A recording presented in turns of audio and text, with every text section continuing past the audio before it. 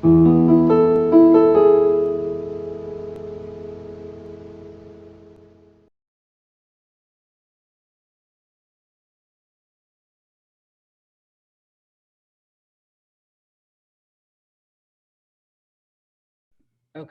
so today's agenda, I'm gonna talk a little bit, for 15 or 20 minutes, just sort of outline. We're gonna talk about the differences between sort of individual areas of bias, stereotypes, racism, sort of on a micro aggression level, and then just talk about sort of larger systemic systems of oppression, right? So just sort of setting the tone about some of these sort of just basic sort of outlining of facts. Then Tariko is going to share some lived experience about his experience here in East Lyme and also other, experiences moving through this world as a Black man. And then we have Nickie, who's going to talk about all of the work that's going on locally and things that SCORE and her and other people in town are doing. And so everyone can learn about some exciting changes that are happening here in East Lyme. And then at the end, we have some action steps or things for people moving forward, right? Ways to get involved in areas either for your own personal growth on an individual level, right? Or looking at larger community and systemic issues that you might want to become involved with. So we definitely have some takeaways for everybody at the end.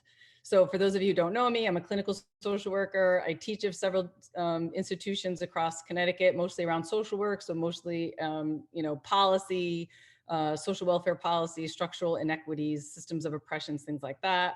I have a private practice, clinical and consulting business in New London where I work mostly, but not all, but mostly with returning citizens and helping them to rebuild their lives after addiction and or substance use. So when we talk about prejudice, right? So prejudice is prejudgment about another person based on, right, the society in which they belong, right? So this is on an individual level. This includes stereotypes, attitudes, generalizations, right, that we just sort of come into. We are all socialized in our society, so we learn these things. It cannot be avoided because we all receive those same messages, right? So everybody has those prejudices. We all have these preconceived notions, and it's up to us on an individual basis, right, to be aware of those and to really sort of push ourselves beyond some of these messages that we've all received. And so it's that self-awareness, right? And I think it doesn't make us bad people, right? We don't want to be defensive or shouldn't be ashamed, right? We should be exploring these and understanding that it is part of being raised in the culture, in the society, right? That we've been taught to sort of see our views, right? Whether it's around race, gender, sexual orientation, right? It's like all of these things, we've been getting these messages from society. So we all have these sort of preconceived notions, right? But just because we have these prejudgments, right, doesn't mean that we have to actually, right, act on them, right? So these are just some examples, right, of individual sort of stereotypes, beliefs that we may have about different religious groups, right, different racial groups, and things that we have been socialized, right, to think. So discrimination is a little bit different, right? Because it's acting on those prejudices, right? And these are things that we can control, right? So these actions might include ignoring, right? Excluding, going out of our way to sort of exclude different types of people, right? Then we have more aggressive threats, ridicule, slander, and violence, right? So these are the actions that are based on what we have these preconceived notions, right? So prejudice always manifests itself in actions because that's sort of the spot in which we stand in, right? That's how we see the world, right? And so everyone has prejudices and everybody discriminates, right? So we all have these preconceived notions. We just have to be self-aware and teach ourselves, right? And to move beyond some of those things that we've learned, right? Those learned notions. So these are some, right, examples of microaggressions on an individual level, things that people say on a regular basis, right? But you're not really Black. You don't really count. I wish I was tan like you, right? Well, of course you're fast, right? Sort of, believing some of these sort of racial stereotypes and things that we've, come to learn.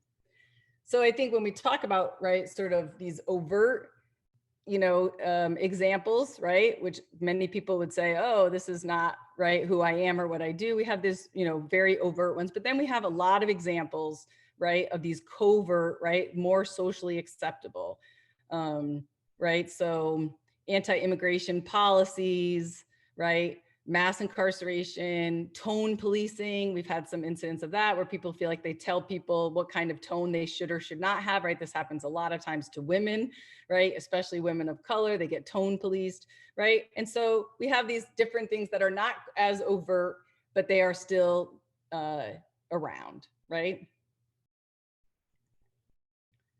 And so many of the things that people believe, especially after Obama, right, we believe that we're in this post-racial society, right? We had a Black president, therefore, right, everything is over and done with, right? And we have colorblind racism, right? Where people say, well, I don't see race, right? It has no meaning. And so these are some of the things that we look at in sort of in a society, right? It's like, if we don't see race, or we say that we don't see race, right? But we just said that we're all socialized to see gender, race, right? We're all sort of conditioned in our society, right? Then we also cannot see, right, racism or the structural racism or barriers that other individuals, right, are encountering, right? So, and again, this is like looking at it through an individual lens, but we're going to talk about that it's structural, right? We're not necessarily talking about how in one or two individuals behave, right? But sort of the systems in which we all operate, right? So aversive racism manifestation of racism that well-intentioned people who see themselves as more progressive are likely to exhibit, right? It's subtle, but it's insidious, right? And so, right, when we see in our towns, when we talk about schools and integrated housing, right, all of a sudden, people who are saying, oh, right, I'm not racism, all of a sudden start saying, oh, but I don't like these policies, right? It's not that I don't like those individuals, I just don't like these policies. I had an incident at my local beach, right, where they're sort of policing the beach for people who look like they live here or don't live here, right? And so within the community, these things are showing up. And when I come to the meeting and I say, oh, well, this is really about like race and racism, of course, they'll, no, it's not, right? We just don't want those people, right, from Rocky Neck. And who are those people who are coming from Rocky Hill, right? They are urban people, right? A lot of people of color who drive from Hartford or Bridgeport or New Haven to go to the beach, right? And I just thought this was really interesting, right? So it's also like cultural racism, right? So again, I'm a social scientist. I base my lectures and all of my information, right, on facts. And so we know from studying our society, right, that white children develop a sense of white superiority as early as preschool, right? So these are things that are learned, right? So 41% of white millennials believe that the government pays too much attention to minorities, right? And again, this is a younger generation, but they are sort of seeing things, right? They think that the government shouldn't be paying attention to minorities. 48% believe discrimination against whites is as big of a problem as discrimination against people of color, right? And if you remember that little iceberg of overt and covert examples of racism, one of the examples, right, was this reverse racism, right? So there's a lot of people who will say that they are discriminated against, right, because of affirmative action and things like that, right? So white students were studied to display socially conscious behaviors when sitting with students of color, right? So they're acting overly nice, they avoid eye contact, right? Mimicking Black mannerisms in speech, being really careful, right? And like walking on eggshells, not to use racial terms or labels, using code words to talk negatively about people of color. And that's when they're around other students, right, of color. And when students when other students of color were not present, right, they often used used humor to reinforce the stereotypes, right? So they're socialized, they're learning it, they're talking about it, right? We know that their behavior is shaped by how they see things, right? Because they're socialized in this society. So again, right, just for your own sort of, assessment and understanding where you are on this racism scale, right? And where do we fall on an individual level, right? Sort of based on our beliefs, right? So we have this overt racism, right? Where we believe that whites are the superior race.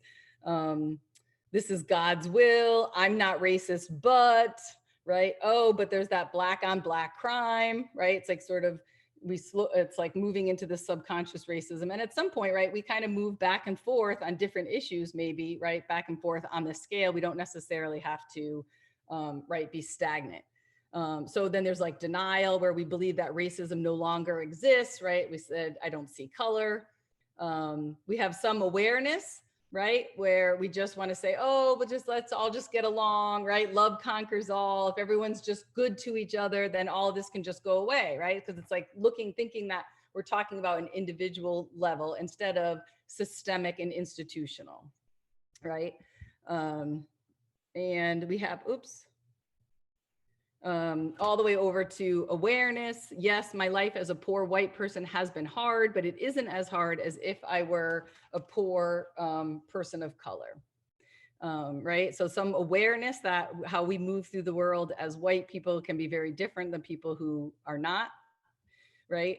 And then we have allyship, who not only do they see that there's systemic racism that needs to be changed, but also that we are ready to do the uncomfortable work, right? So I applaud everyone who's here tonight to learn and, right, to be uncomfortable, because it's through that level of discomfort that we can actually, right, use our privilege and awareness to actually create change in the system, right? And so that's what we have to do. So, right, treat racism like COVID-19. Assume you have it, listen to experts about it, don't spread it, and be willing to change your life to end it. Right? So we all have to do the work on an individual level. So now moving away sort of from that's like on an individual levels, right? So the things that we've been taught, the things that as individuals that we work on to improve, to gain insight and understanding, maybe the things that we teach our children, right? And everyone else, that's on an individual level, right? But now we're going to move into larger systemic, bless you, Nickie, right? And we're going to talk just about race generally, right? So we know that race is a social construction, right? So socially constructed through society, and we are all members of society, right? So it's not biological, it's not real. It's something that we as a group of individuals decide on, right? So it's socially created to legitimize racial inequity and protect white advantage, right? So we use it to understand how the system works, right?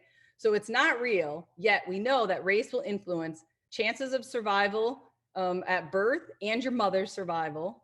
It will dictate where you live, the schools that you attend, who your friends and partners will be, any careers that you will have, how much money you'll earn, right? Or if you'll earn as much as the person sitting next to you, your health and health conditions and access to health and treatment all throughout your life, and even your life expectancy, right? So race is not real. It's a social construction that we in society have created, and then we attach all of this meaning to it, and we have policies and institutions that uphold that system, right? Putting some people at an advantage and other people not, right? And so it's a system of advantage based on race, right? And again, we're not talking about individual. Racism is not necessarily a conscious disliking of people because of their race or intentionally being mean to other groups, right? That's not what we're talking about, because that's way too simplistic. That's on an individual level, right? But we're really talking about these structures of oppression that go beyond the individual, right? And so when we talk about oppression, right, or systems of oppression, we're going beyond the individual. Like I said, right, this really looks at the rationalization of the racial hierarchy, right? That I got here because I deserve to be here. I worked hard, right? These sort of pull yourself up by your bootstraps, things like that, right? And again, this is looking at those individual levels of bias and prejudice that we all have, implicit bias, prejudice, whatever we want to call it, right? But because of the history of our country, those people who have those bias or those prejudgments are in a position where they can create policies and legal, laws and policies, legislations, right? That they have some control and power over, right, the institutions, right? So historically, we know that white men, or the people who had positions of power, right? They were the only people that were allowed to, right, run for office, be in positions of power. And they are the ones who created all of these laws, policies, practices, and norms within our society, right? And so again, people will say like, well, what about, right? Like I'm a man and I've been discriminated against, right? So on an individual level, anybody can be discriminated against, right? But because historically, right, men and white men have had institutional power, right? They cannot be oppressed. They're not oppressed as a group, right? So what happens on an individual level, right? Not that it's right or wrong, right? Any sort of prejudice or discrimination is not okay, right? So we could say people of color may have prejudice or they may actually discriminate against people, right, that aren't people of color that are white, but they lack any institutional policy, power. And, you know, so there's no racism, right? Because the ism is, right, about systems of oppression, right? And so that's what we're talking about. We're talking about power and oppression. And this country was founded on racial oppression, right?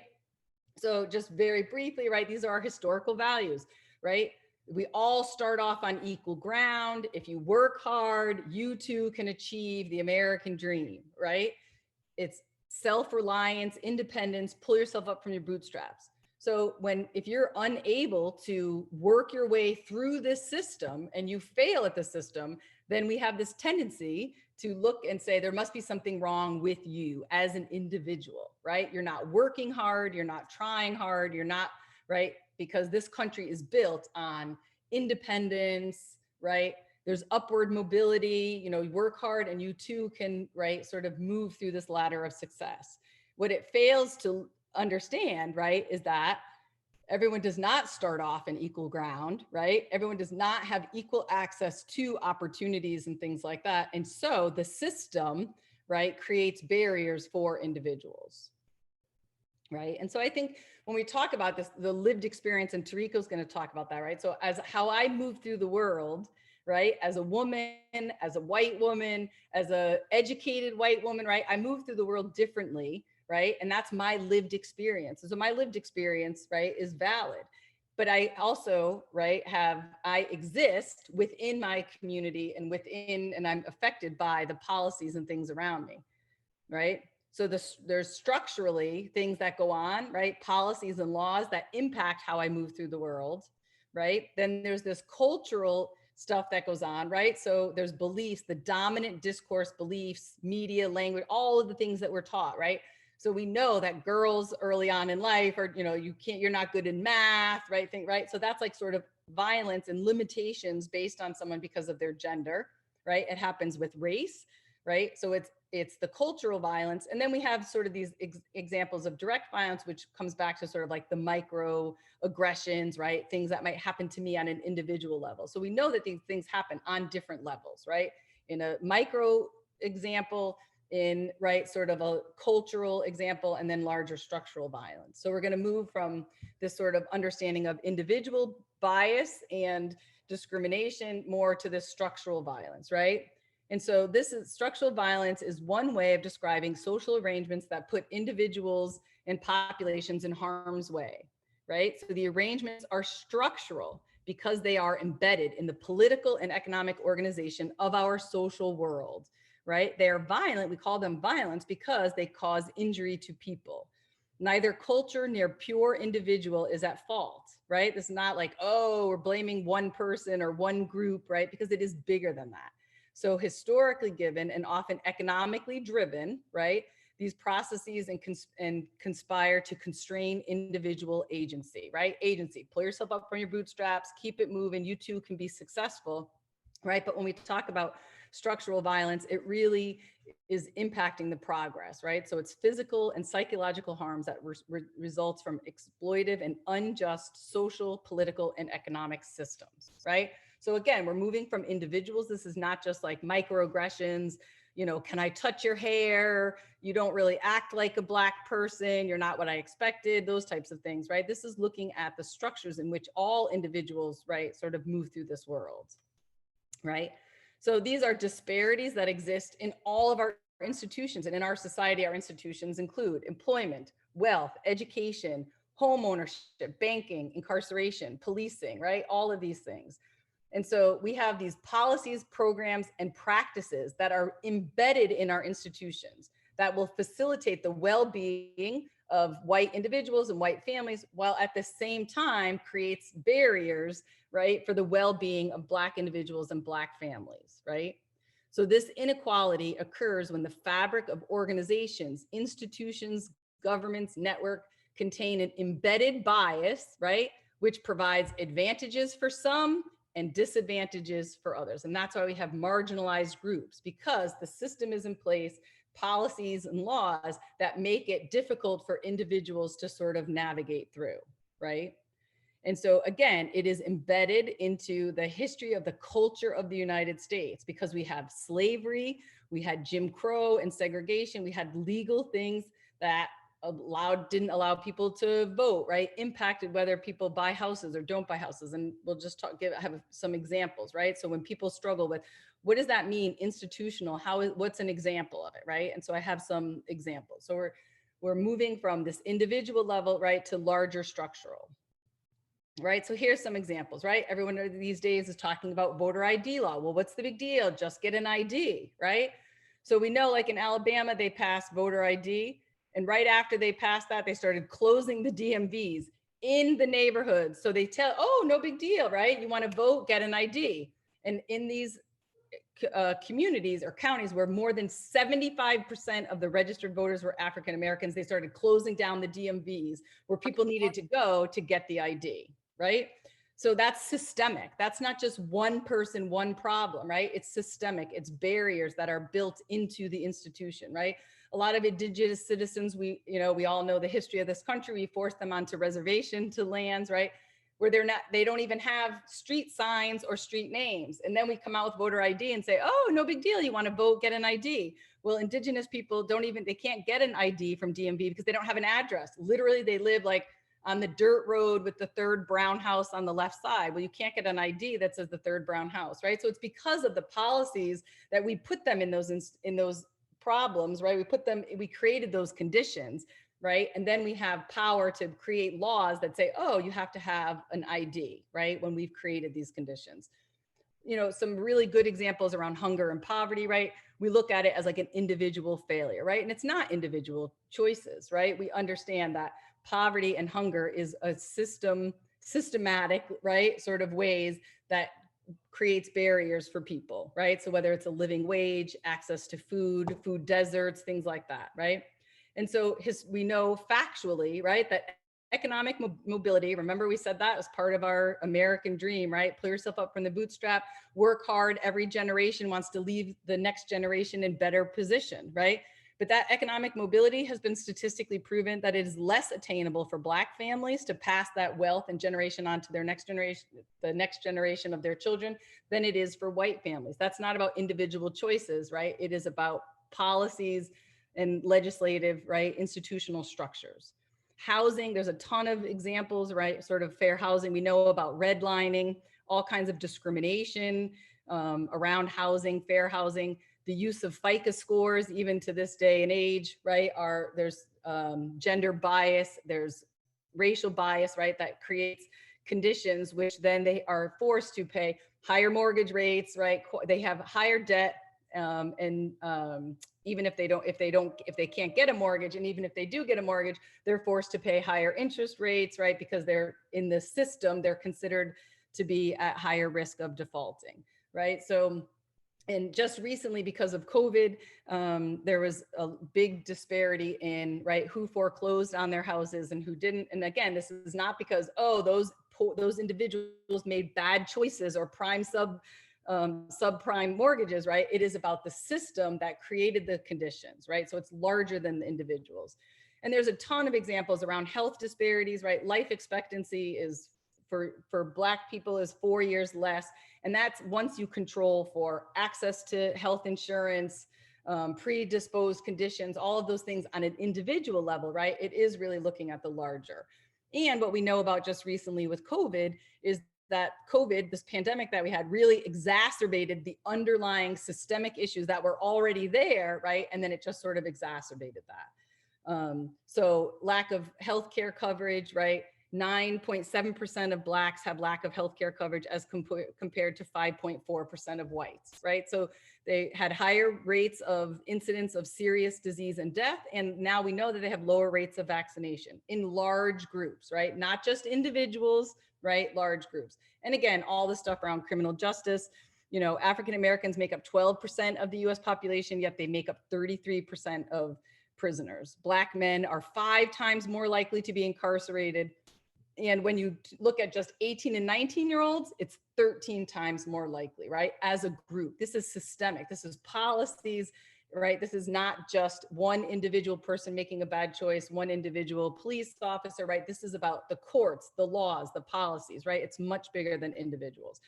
And, you know, one thing we talk about, use of marijuana is across, anytime you do research, the incidence of use is always the same, very, very similar. However, Black are 3.6 times more likely to be arrested for possession. Even though, and they'll say, oh, well, that's just because more people use. No, we know that they use it the same rate, right? But their arrests, surveillance by police, the fact that they get put in front of a judge, right? All of those things are all larger than an individual, right? Systemic. Again, all of these things, economic, unemployment rates are always higher amongst Black and Latinx folks than white people. Black college graduates have less wealth than white high school dropouts, right? That is systemically, right? We're not talking about, oh, I know one person, my brother, right? This is larger than one person, right? Black individuals who are working full time have less wealth than unemployed white people.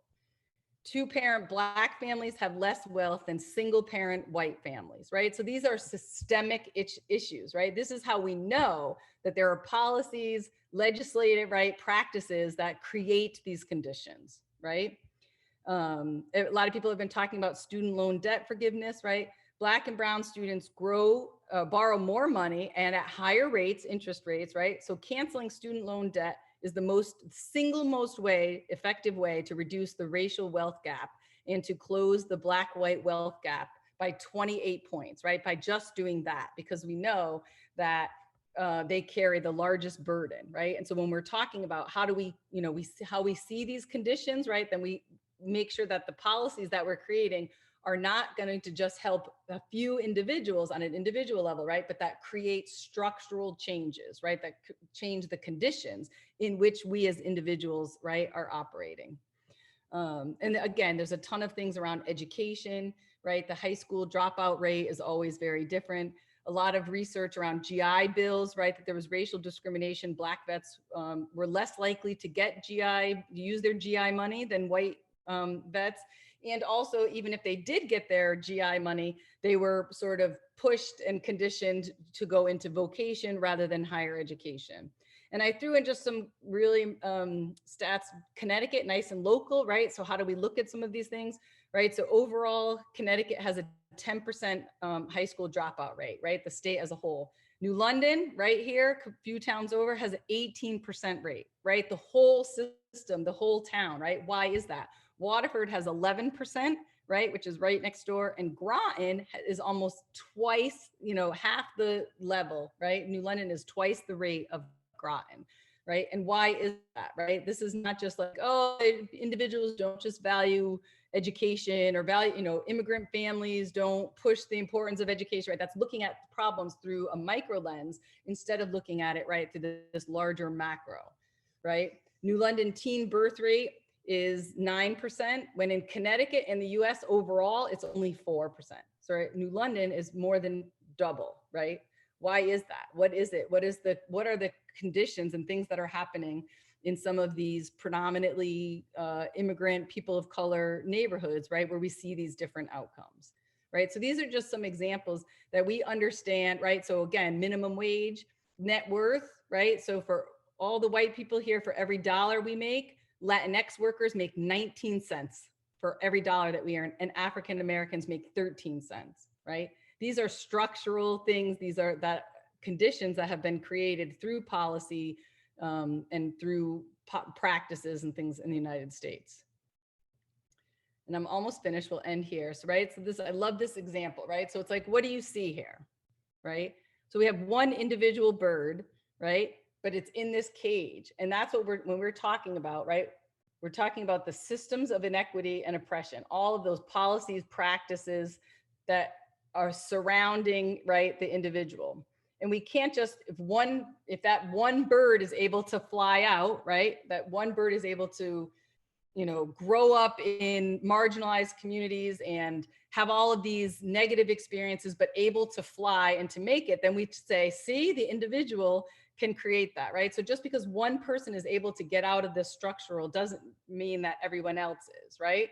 So we have a limited view, and therefore racism can be hard to see and recognize, right? People of color are confined and shaped by forces, right, around them. These forces, they are not accidental, they are not occasional, right?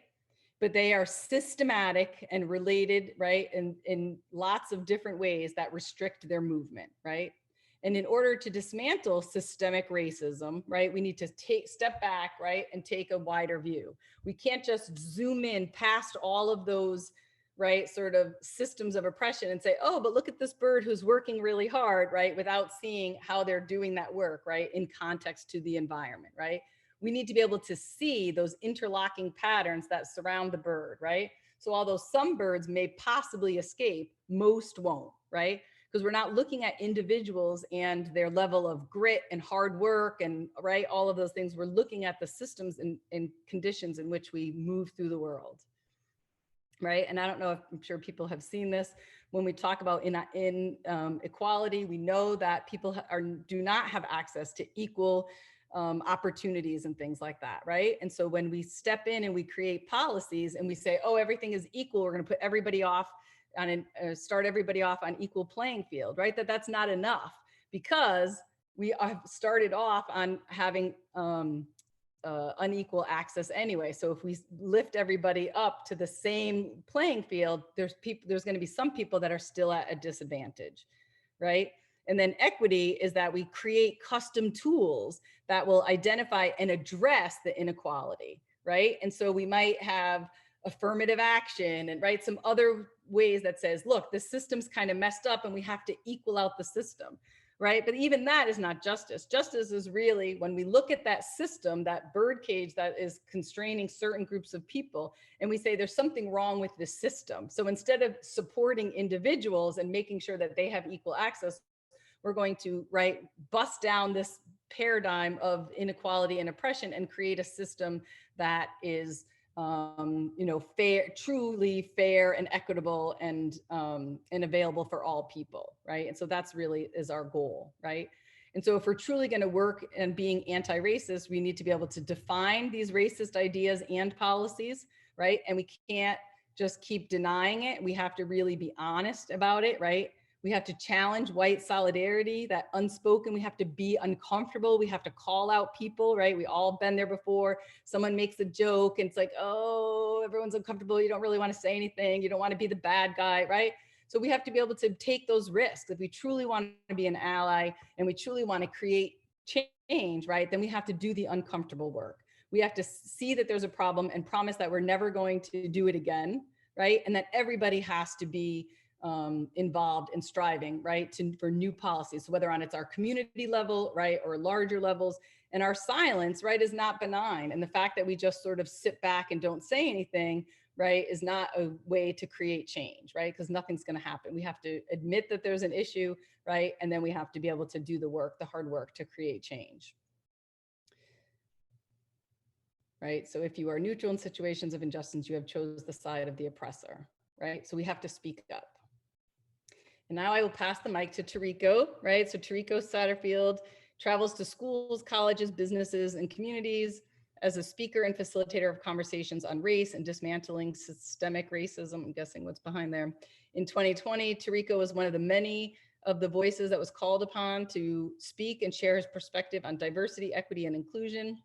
He's hosted webinars and panel discussions on dismantling racism in the United States, dismantling racism in education, dismantling racism in the church, dismantling racism in education student addition.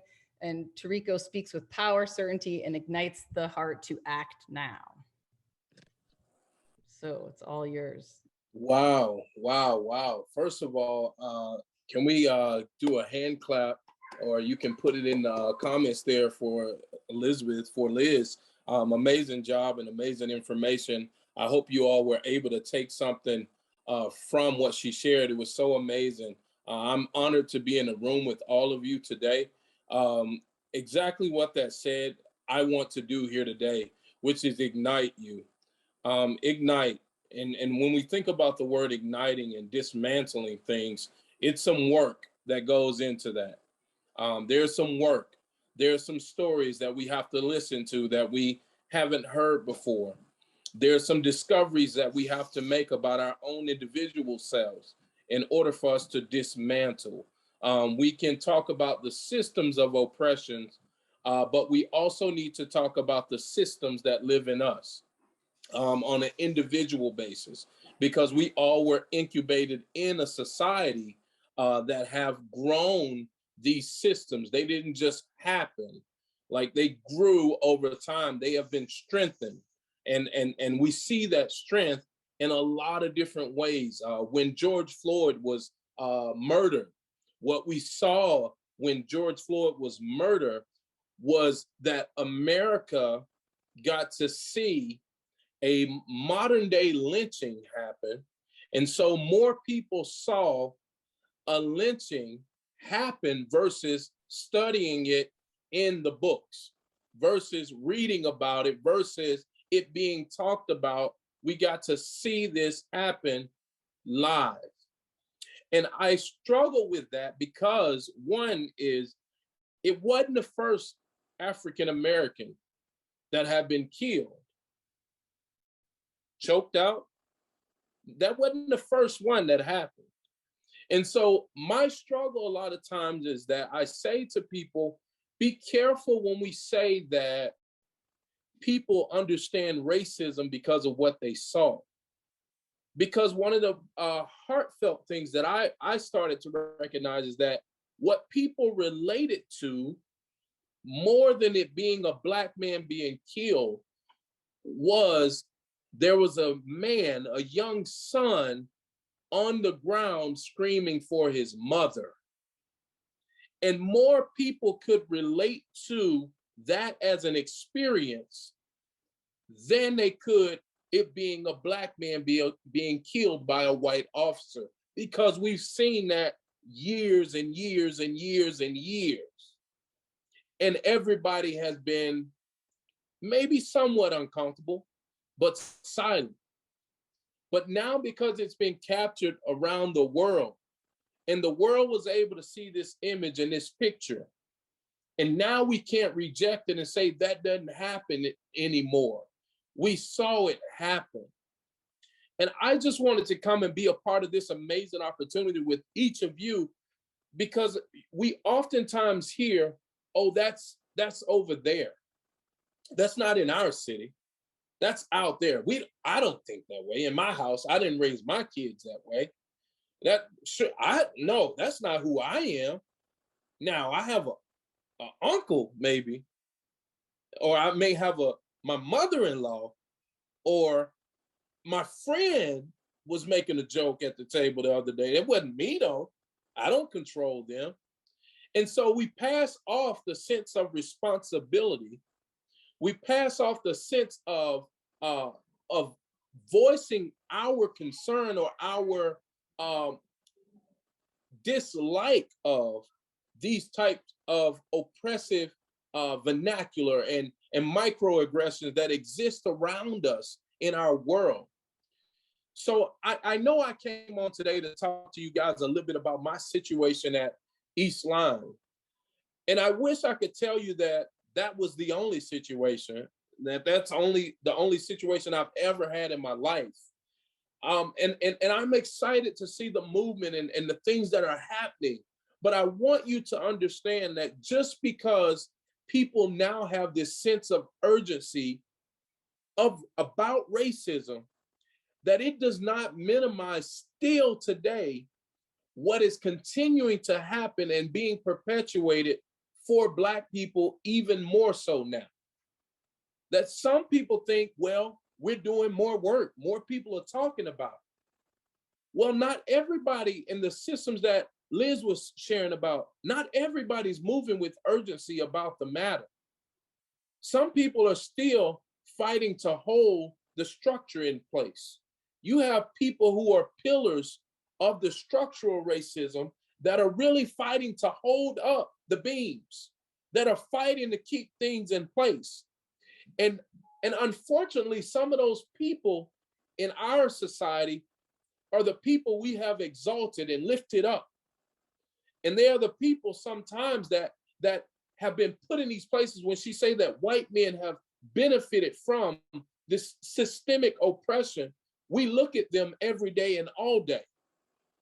And I always tell people that being in Alabama, growing up in Alabama, I'm born and raised in Alabama, I trusted being home more than I trusted when I'm here in Connecticut, because in Alabama, I always say this, the KKK still marches with sheets on. And so at least I know who you are.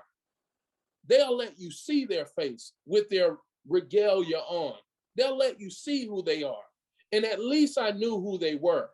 When I came to Connecticut, I quickly found out they don't march here with sheets on, but they sit in boardrooms with suits on, and they have uniforms on, and they sit in boardrooms in education systems, and they sit in the boardroom, they sit in B&I meetings, they sit in Rotary meetings. I know you like, Tariko, you're going too far, you're going too far. Well, I've been at these meetings before, and I've seen the passive aggression. I've seen the microaggressions. I've seen when I show up to speak at these events, oh, wow, you speak so eloquent. Oh, you're a very nice speaker. You should do this for everybody. And yes, and everybody say, well, Tariko, they could be just being authentic and love your speaking. And I would challenge people to say they're shocked that I speak well. That's impressive to you that I speak well. So who did you think that I was? How did you think that I was going to speak? Did you not trust in the judgment of the individuals that you serve alongside that invited me to be here? Or is it that my Blackness entered the room and so you assessed and began to evaluate me based on what you saw? And so I wish I could say that it doesn't exist, but when I was in East Lyme and I was at work doing my job and I saw police lights outside of that building, I wanted to believe the same thing you guys would say. No, they're not here. That has nothing to do with me. That's what I said. That has nothing to do with me. I'm at work doing my job. I'm actually here 2 hours later doing my job. And I went out, and that police officer, I'll never forget it, pulled that gun and she put it in my face and said, "We got him." She said, "We got him." She yelled that to both sides of the building as the gun's drawn in my face. "We got him." And I said, "You got him? Who?" She said, "You better not move or I'll shoot." I said, "Me? You talking to me? You better not move." Police officers come from both sides of the building, right across from the fish market, right next to the subway that's there now, right there in that house. They come from both sides of that house, and it's 8 police officers. 4 come from each side. And they say, "You better not move, sir." Luckily, I had my badge on that day. And I had my badge on, and it read employee in my name and a picture of me. They said, "Oh, he works here." I said, "Oh, who did you think I was?" They said, "We got a call that there was a black guy robbing the building." So of course I'm baffled.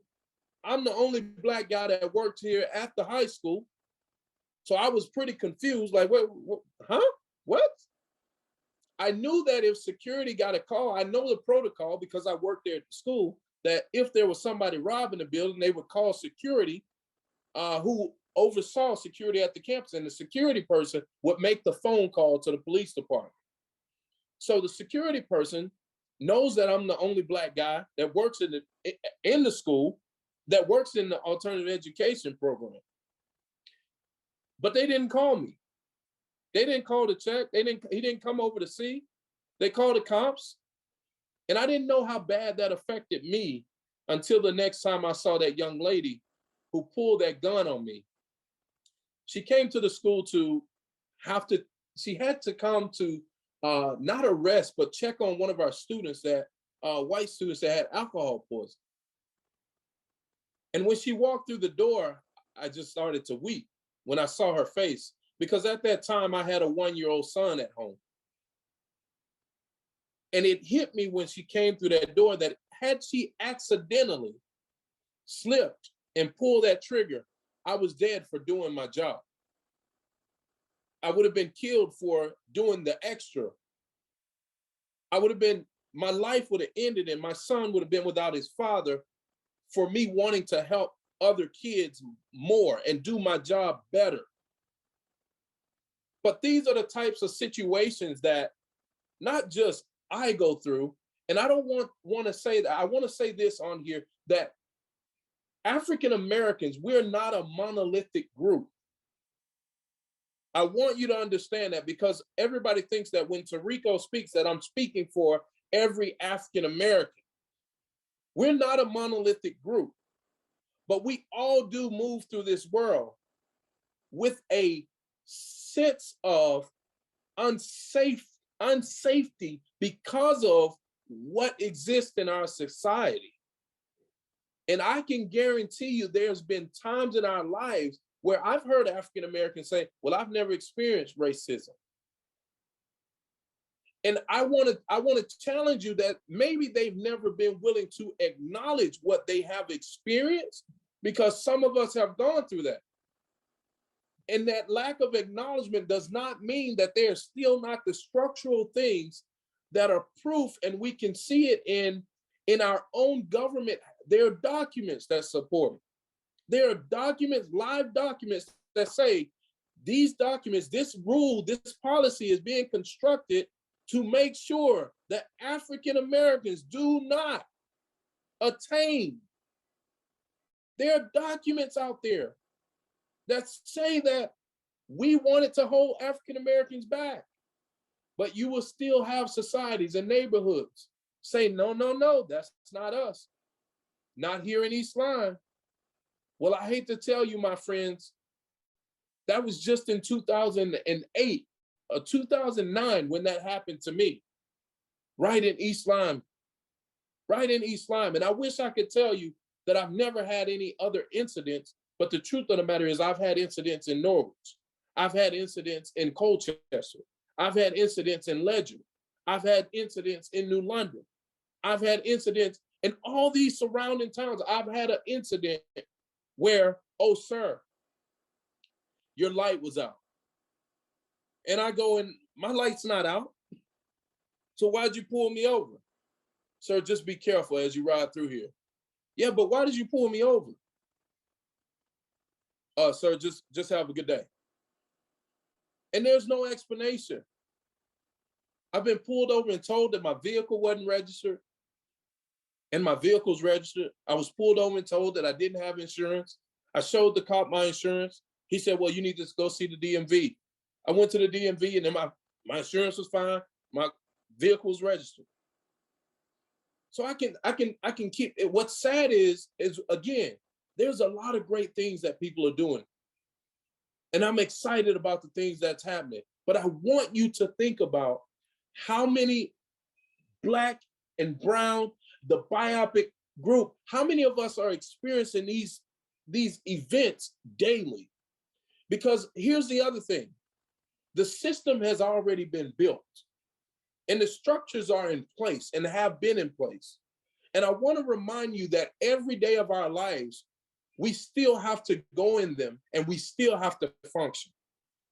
You don't get a pass and say, oh, I know the racism there and it exists.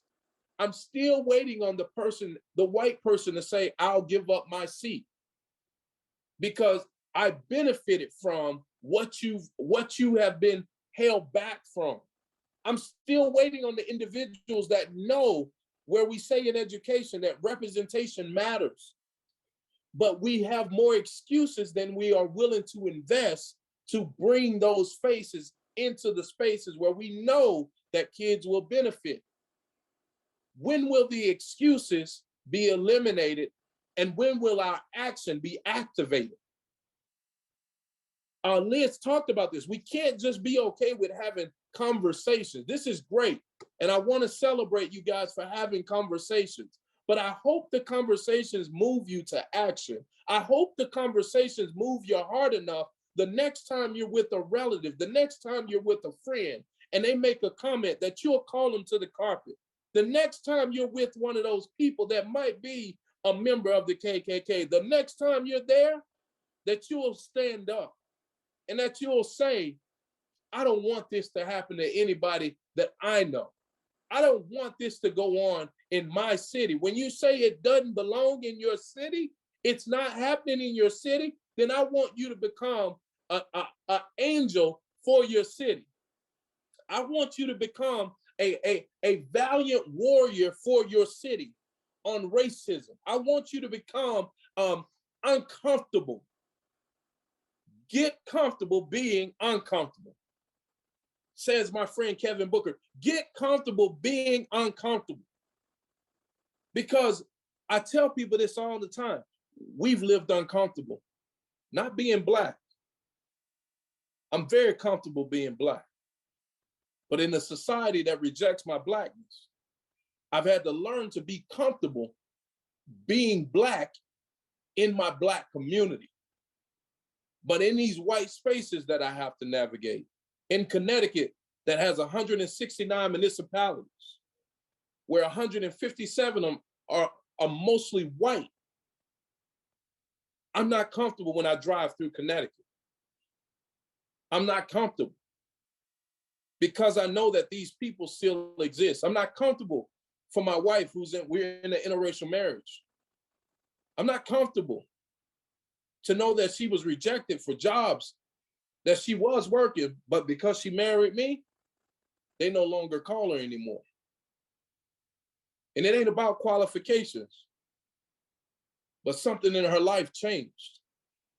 And so it changed some relationships. This exists even within the confines of my wife's family. So I'm not talking to you about something I heard. I'm telling you things that we have to work through. And we live this every day in and day out. My wife and I do a show called Team Interracial Better Together, where we talk about the difficulty being an interracial couple and a blended family and navigating the world and navigating these spaces and navigating conversations and comments that are made about our daughters and how people won't see our daughters beyond anything but their hair. They'll make comments about their hair. Oh, look at their hair. They won't make any other comments about our daughters, but they'll comment on their hair. And they think that they're celebrating our daughters. But no, they're actually using it as a microaggression to try to pick on what their hair looks like. Oh, I can't believe it. Look at their hair. It is so, oh my gosh, what do you do with their hair? And they're just comfortable with it. It's a good thing. Guys, I am here to ignite you. And I hope that this conversation will shake you up enough, not for you to just hear a good speech. I'm not concerned with you hearing a good speech. I'm concerned with you continuing to do this work. I want you to think about your friends that have been injured as a result of the America that we live in today, that we don't, where people are now fighting about telling the truth. And I didn't find out about some of my Black ancestors until I went to my historically Black college and university. And I remember being in history class and being in the class from slavery to freedom and hearing all these stories in that class and wondering, where was this when I was in school? They didn't talk about any of this when I was in high school. I didn't even know these people existed. Why didn't I know that this was a part of my history, my legacy? The only people I heard about for all these years were the same people you heard about. Harriet Tubman, Martin Luther King, Malcolm X, the same ones. They talk about them in all the schools across the United States. They didn't talk about the guy that invented the traffic light. They didn't talk about Samson, who invented the cell phone. They didn't talk about these people where we were kings and we were queens, the wealthiest man to ever live on the planet, being a Black man named Mansa Musa. They never told me about him. But when I got home to the historically Black college and university, I began to understand, they know if we ever found out who we were, then we would compete. They knew that if we would ever find out and locate ourselves, then we would challenge everything that they have created. Guys, it's a reason that there are only 12 to 13 billionaires in the world that are African American. Don't tell me we don't have systemic oppression. And if you look at each one of them, I'll challenge you all to look them up. No Black person that is a billionaire inherited any of it. They're all self-made. So you want to question whether there's systemic oppression? And if people can just pull themselves up by the bootstrap, call them and ask them. I'm Tariko Satterfield, and I'll be back with you guys in a minute. I'm going to pass it over to Nickie, who's going to tell you about all the amazing things that SCORE is doing. Thank you guys for having me and reaching out to me. I look forward to working with you guys and to continue to cultivate this work that you guys are doing in East Lyme. Keep going, y'all. Stay fired up and stay engaged. Thank you. Thank you, Tariko, so much. Hearing your perspective and hearing your life experiences truly thought-provoking. So thank you so much. I've been invited to participate tonight to tell you some of the things that SCORE is doing in East Lyme. But before I do that, I want to mention that what Tariko shared about his experience here in East Lyme is unfortunately not an isolated incident. You know, I can rattle off, 5, 6 incidences that I have heard from people just in the last 5 years. In fact, we had a major incident at East Lyme High School just last month, where, a student was arrested for a hate crime. So, these things happen here. I grew up in East Lyme. I've lived here most of my life. And I've also been a teacher in New London for several years. And that's what sparked my involvement in SCORE. It started off as East Lyme for Black Lives Matter about a year ago. And I wanted to get involved because the disparity between the resources and opportunities for my students in New London versus the resources and opportunities that I had in East Lyme growing up were so stark to me. And when my students came to East Lyme for football games, and I knew how they were treated, being called the N-word at football games here in East Lyme, on the football line by parents as they're getting on the bus, so I'm very aware of the racism that exists here in East Lyme, not just by individuals, but part of the systemic systems that we have in place. And so when I started talking to Tariko in preparation for this presentation, I was telling him all of the things that SCORE was trying to do here in East Lyme. And he said something very important to me that will guide my work from here on out.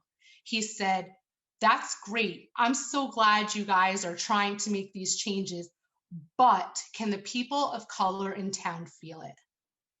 And I thought, well, that's the only thing that matters, isn't it?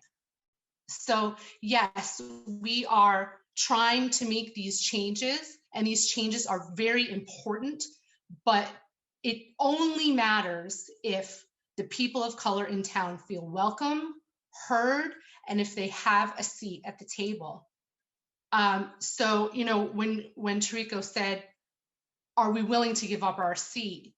that really hit home for me. He's still waiting for us to say, "I'll give up my seat." So very powerful, everything you said, Tariko, and I really thank you for sharing yourself and your life experience with us. So I will I will share some of the things that we are trying to do in town, and hoping that it will eventually trickle down to people of color feeling heard and welcome and supported here in East Lyme.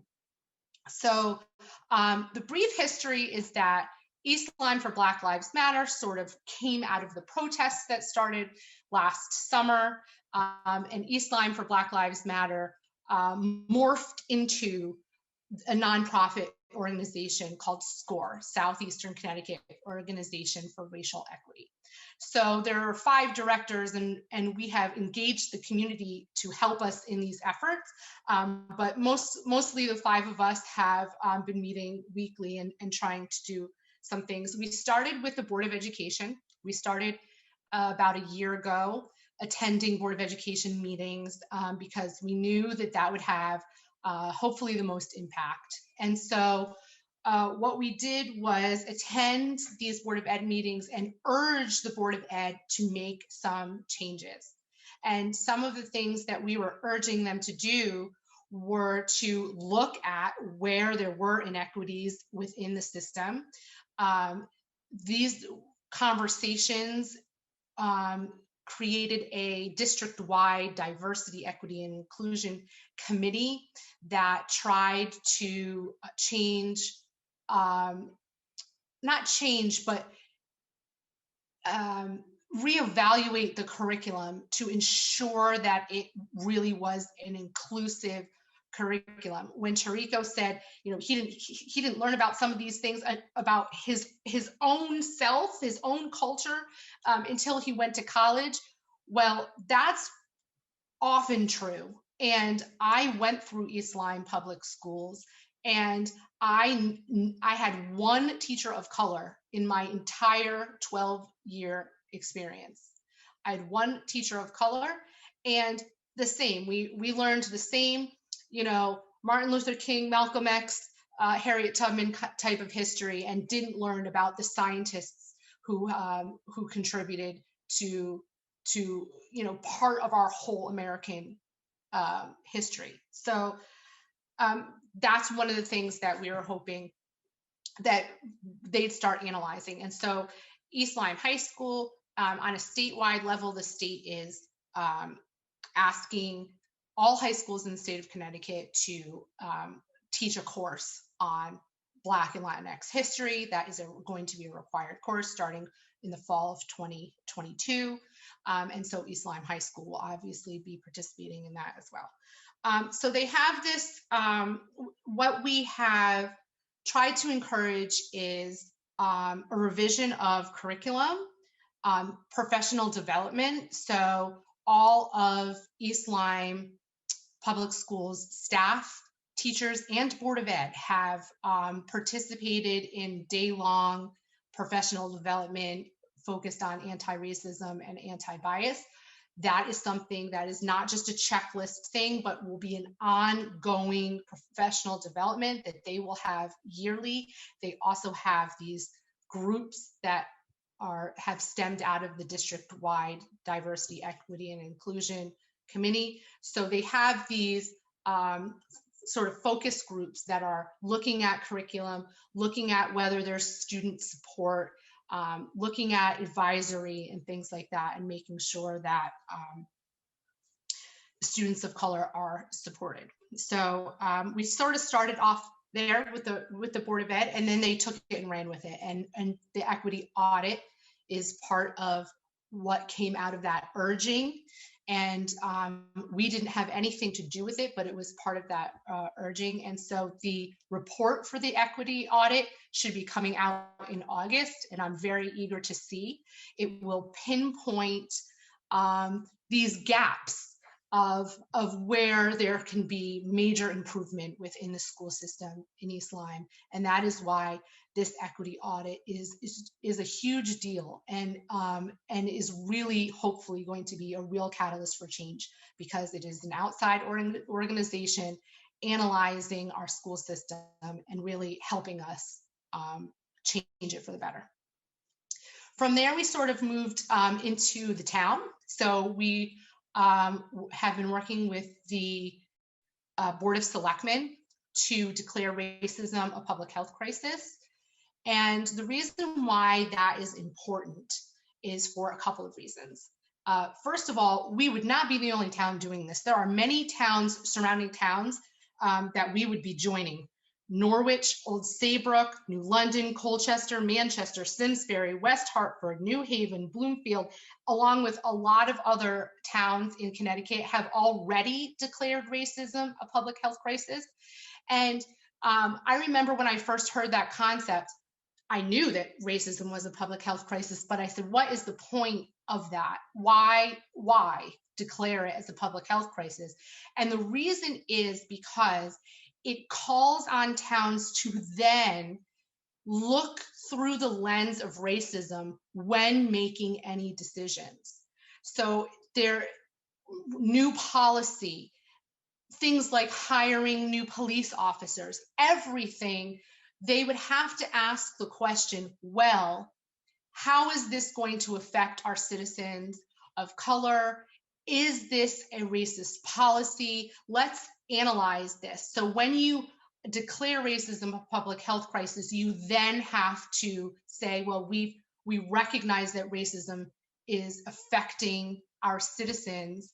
And so moving forward, we have to see if we are continuing to adopt policies that are supporting that systemic racism. So that's something that is in the works right now, and we're hoping will pass in the next couple of months. There are a few Board of Selectmen who are working with us and on the language of that declaration.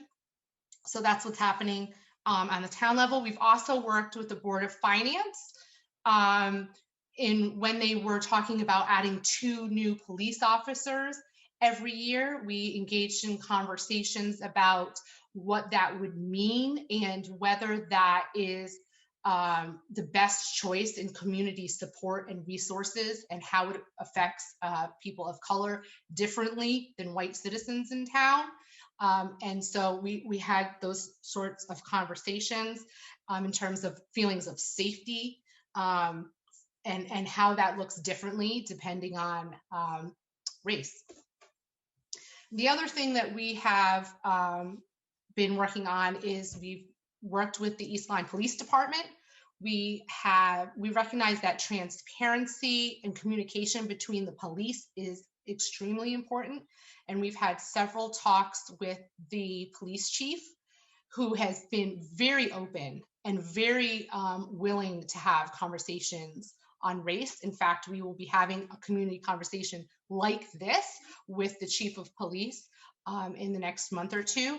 We're working on planning with that, and we've asked the community to submit questions to us that they would like us to have. We were having these great conversations with the chief of police. He was giving us a lot of information about how he does policing in town. And we thought, well, we've got to record this and put this out into the community, because I personally learned more from him in 45 minutes than I had known my whole life living in East Lyme. So it was really a great conversation, and we've been working on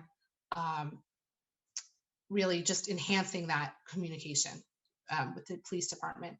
We've also worked with other racial justice organizations in the area.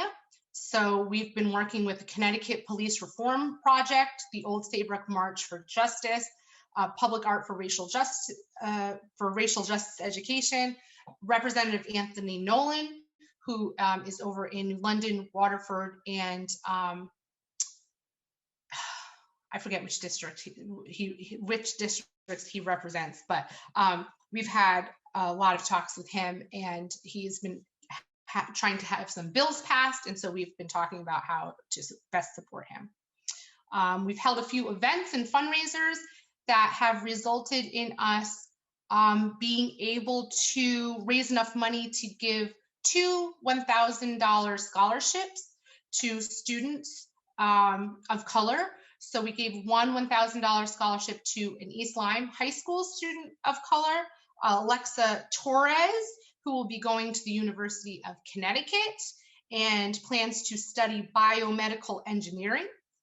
And yes, she's incredible. If you don't know her, she's going to do great things and represent the town. She's an awesome young lady. And then the other scholarship went to a New London student, Kiana Roche, and she is going to be starting school at Albertus Magnus College in New Haven this fall, and she plans to study finance and accounting. Both of these students, by the way, are immigrants, which I have a special place in my heart for as a former ELL teacher. They are not ELL students, but they are immigrants, and I just think it's incredible. So that's some of the work that we are trying to do in town, and hope that it will better support and people of color in town, make them feel welcome, supported, heard, loved, appreciated, and so that's just some of the work that we're doing and hope to continue to do. So the way that you can get involved is signing the petition for declaring racism a public health crisis. You can visit our website. We always have calls to action on there as well. And you can also donate to the scholarship fund for next year. So those are some of the ways to get involved. So I will pass it back to Tariko, I believe, who will be talking. Well, I guess he'll share. I'm just going to pass it right on back to you. Thank you, Nickie. First of all, man, listen to all the great things that are happening in your community. And so if you are thinking about how you can engage this work, Nickie just gave tons of opportunities for you to pick up the work, not just pick up the message, but pick up the work, because it's going to take people like you guys that are showing up in these rooms. I want you to look at the opportunities that have been given. I want you to notice the opportunities that have been given for these conversations to happen. And I want you to recognize how many people have picked up the mantle to run with the mantle of justice. Notice I said run with the mantle of justice. It's not a mantle of color, but it's a mantle of justice and making sure people get equal treatment. Man, I think about Dr. King, that one day his children would not be judged by the color of their skin, but by the content of their character. Wow. And we're still here today where people are not being judged by the content of their character, but it's the skin color that we're judging. I want to ignite you guys, man. This is beyond time. Nickie and I talked to Nickie about it's beyond time. I'm glad that you guys are doing work. I'm glad that you have now woke. Everybody's woke now. We're woke, man. We're ready. We're ready, Tariko. I want you guys to know that there are so many opportunities. I don't want you to just look for your opportunities to connect with your white organizations. I'm going to challenge you guys with something. You talked about Black and brown people and minorities feeling welcome in East Line. You have some minorities in your community that have started businesses and that are trying to do all those things that people say about that you have to do in order to be successful. And I want to challenge you to ask you to make sure you prioritize investing your dollar, investing your money into their businesses, because it's easier to pass up. It's easier to pass over the economic value that comes from how Americans have been able, and white America has been able to benefit from the Black dollar. It's easy to pass up, even that African Americans don't get credit for helping to build America. And a lot of the buildings that people get to frequent and call so beautiful, they, oh my gosh, that's amazing. Well, a lot of these buildings were constructed on the backs of Black and brown people. I want you to remember that. And so as you ignite, don't just ignite in a conversation. I'm going to challenge everybody, because I challenge people with this all the time. Put your money where your mouth is. Put your actions and put your money where your mouth is. If you want to dismantle, then you start dismantling with the things that you have. No, maybe you don't have all the language, but do you have resources? Can you invest in somebody? Can you help somebody get started?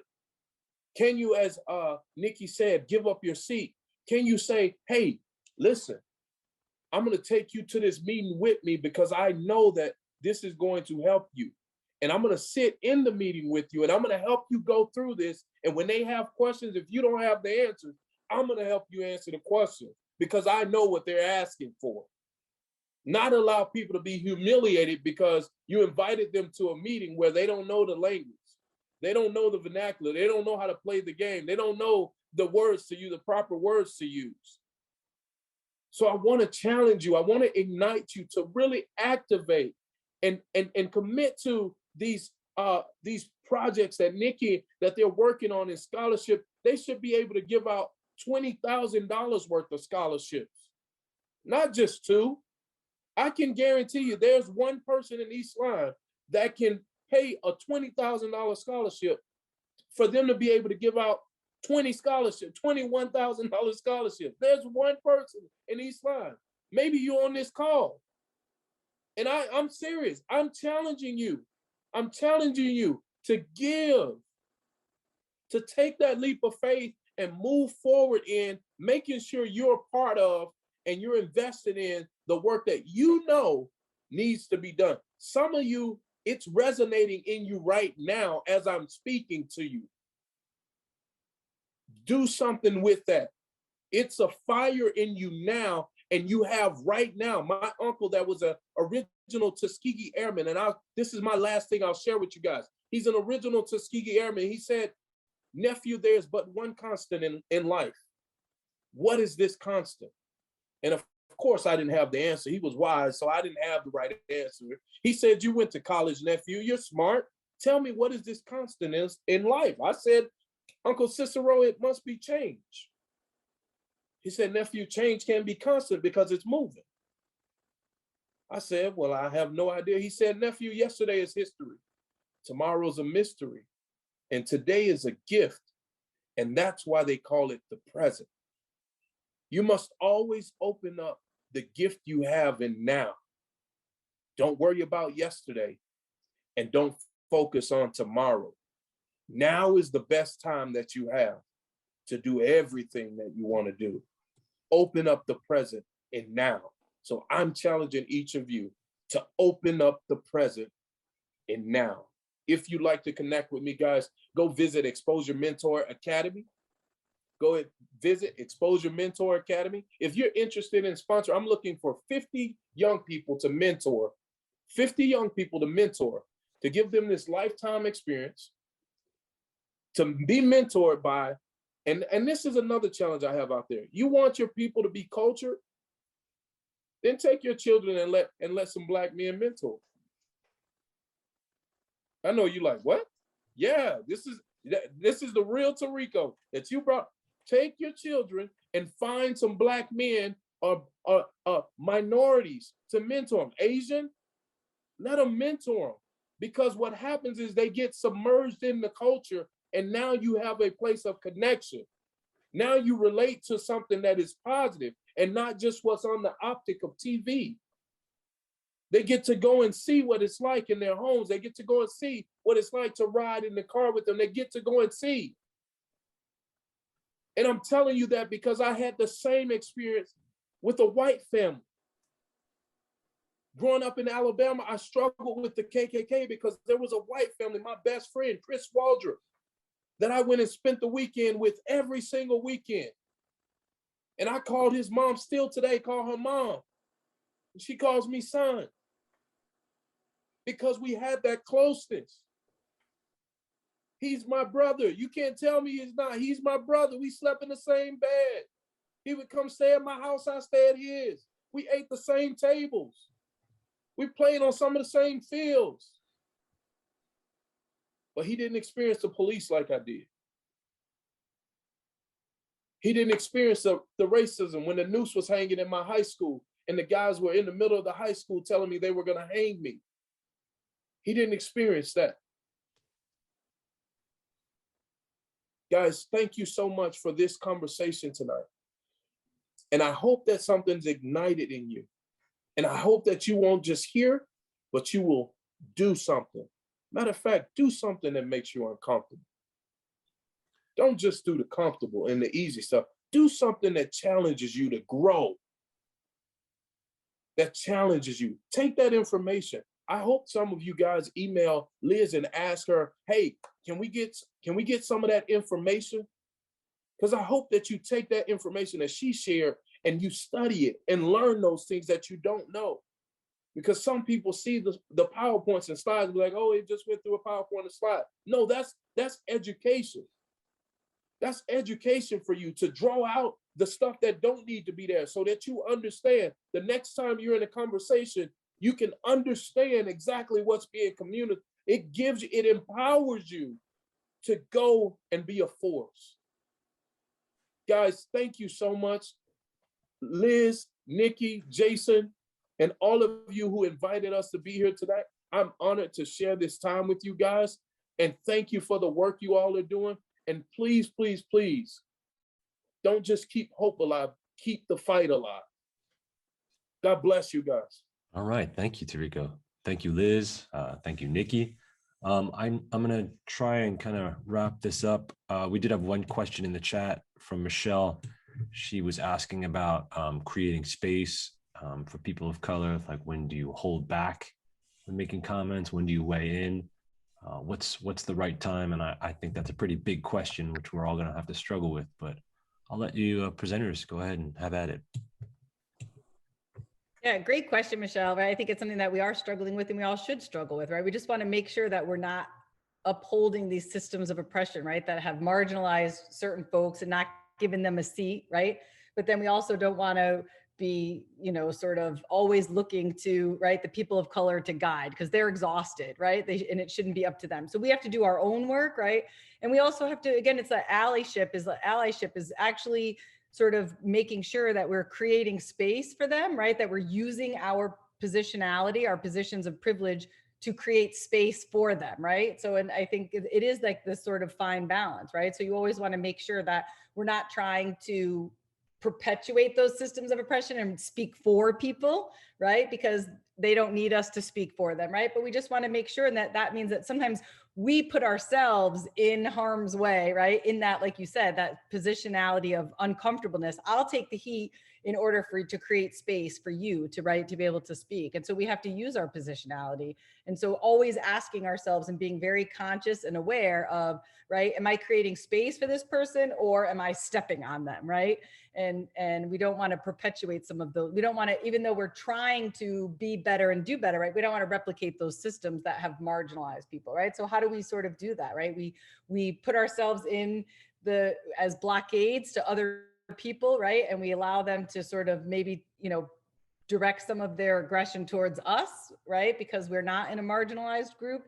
And then also making sure that we are creating safe space for others around us, right? And the other thing too is like, again, I said, we talk about discrimination, bias, we all have it, right?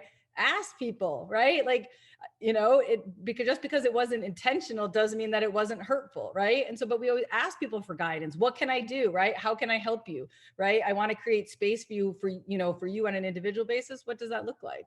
Right. And I think when we talk about all of these policies, right, I just want to remind everybody the differences between, right. So because of these systems of oppression are, right, large institutions, that's where your power to vote is really important. So we can confront our, racist uncle or father-in-law, whatever, on an individual level, right? Nickie talked a lot about on the community level, where we do on our community level, right? So I can get involved on my beach association and things like that. I can stand up and right, try to help and educate people and change policies. But we also have the because we understand these things are systemic, then we have to vote for these large systemic changes, right? So when people talk about Medicare for all, we have to support that because we know that there's these health disparities, right? We have to look at right, the housing, zoning, right? We have to ask ourselves, why are we so opposed to, right, zoning laws that would open up our community, right? So we do have to understand that, yes, on an individual basis, we can create change, but we're talking about positions of power. And so we have to sort of create that power in those larger systems, right? So again, it's great that we do these smaller things, right? We offer scholarships, right, for individuals, but that helps one individual. It doesn't right? It sort of helps that one bird, but it doesn't help the structures. And so we have to make sure that when our government is talking about reallocating funds and educational funds, that we say, oh, I'm all for equality, but not in my backyard, right? So we do have to make sure that the policies, that the answers, the solutions to structural racism are large structural issues, right? And so that's where really also the challenge is, right? A lot of people, Cory Booker and a bunch of other people are talking about changing the, working on that wealth gap, giving individual babies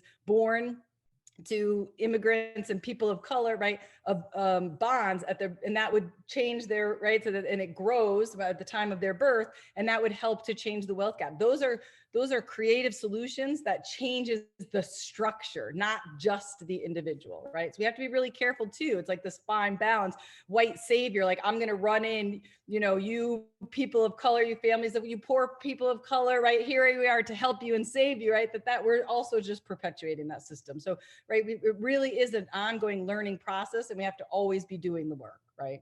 I'll stop talking. Excellent. Thank you very much, Liz.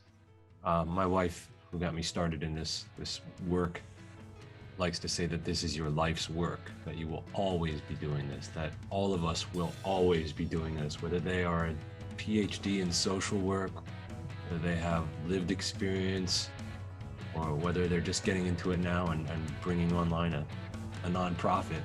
All of us have to be doing this the rest of our lives. And the three of you have been very inspirational today. We had a question if the PowerPoint would be available. I think I can get that from you some point, and I'll produce that somehow for participants to access. Yeah, and on the PowerPoint is also some, right, call to action, some ways to do the work. Awesome, thank you for that. So I guess I'm gonna stop the video here, and then we'll just take a couple minutes and say goodbye. And once again, on behalf of the East Line Democratic Town Committee, we really appreciate our presenters, Liz, Nickie, and Tariko, and all of our participants for coming today. And I hope you continue to have these conversations with your family, with people in your office, your boss, your racist father-in-law, whatever. And that's it. So thank you very much, everyone. Thanks, Jason.